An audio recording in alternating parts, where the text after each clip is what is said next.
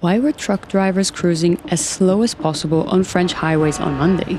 The same reason why people are struggling to fill their tanks all over Europe: the huge increase in oil prices. Let's recap what's going on with that.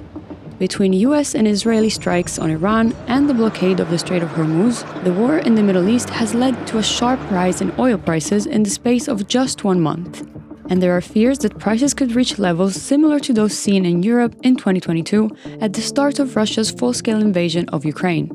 Today, the average European pays €1.89 for a litre of petrol and €2.06 for a litre of diesel. However, European governments are not at all taking the same approach to help their citizens cope, so the real impact of this crisis will vary quite a lot from one country to another. Spain has taken the most action by far, announcing the rollout of a social and economic shield.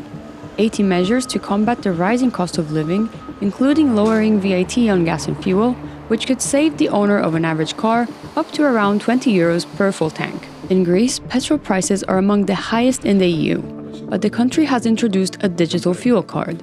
It provides an average subsidy of 36 cents per litre of petrol and 16 cents per litre of diesel. In Slovenia, oil prices have been frozen since the 10th of March, and drivers are limited to buying 50 litres of petrol per day max. In Germany, petrol stations are only allowed to raise their prices once a day. The country has taken its cue from the Austrian model, where the limit is a maximum of 3 times per week. In France, the people have pulled a classic French move: protesting.